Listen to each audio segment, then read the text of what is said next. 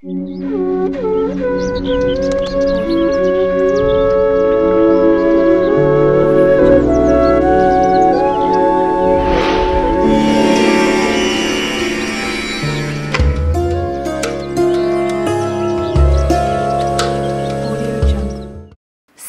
విశ్వవ్యాప్తుడు. కేవలం కైలాస పర్వతంలోనే కాదు, భక్తుల మనసులో కూడా ఉంటాడు. ఆయన కాలానికి అతీతుడు. కాలం అన్నదే ఆయనలో నుండి ఉద్భవించింది. అందుకే శివుడి ఆది అంతం అనేది ఉండవు. భక్తులు ఆయన్ను ఏ రూపంలో పూజించినా ఆయన వారికి ప్రసన్నమవుతాడు. శివుడి జీవితం చాలా సాదాసీదాగా ఉంటుంది. భస్మం ధరిస్తాడు, గజ చర్మం వేసుకుంటాడు, జటాజూటంలో గంగనుంచుతాడు. రాజ్యాలు, ఆస్తులు, విలాసాలు అవసరం లేవు. ఆయనకు భక్తులు భక్తియే ముఖ్యం. ఈ నిరాడంబర జీవనశైలి ఆయన్ను మరింత శక్తివంతుడిగా నిలబెడుతుంది. శివుడు తన భక్తుల కోసం ఎలాంటి త్యాగానికైనా సిద్ధంగా ఉంటాడు. సముద్ర మథనంలో హాలాహల విషం వచ్చినప్పుడు లోకాలను రక్షించడానికి తన గొంతులో దాన్ని నిలుపుకుంటాడు. అందువల్ల ఆయన నీలకంఠుడయ్యాడు.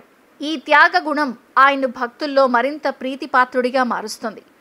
శివుడు కేవలం శక్తికి మాత్రమే ప్రతీక కాదు, ఆయన జ్ఞానానికి కూడా నిలయంగా ఉంటాడు. ఆయనకి మొదటగా సంస్కృత వ్యాకరణం తెలిసినట్టు పురాణాల్లో ఉంది.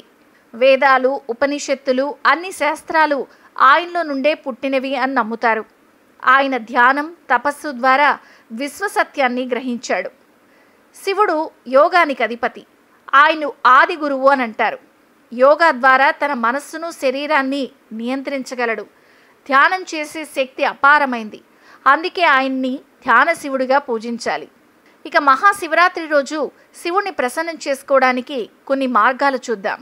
ఉపవాసం, శివలింగాభిషేకం, బిల్వపత్ర సమర్పణ, మంత్రజపం అంటే ఓం నమఃశివాయ అని ఎక్కువసార్లు జపించాలి.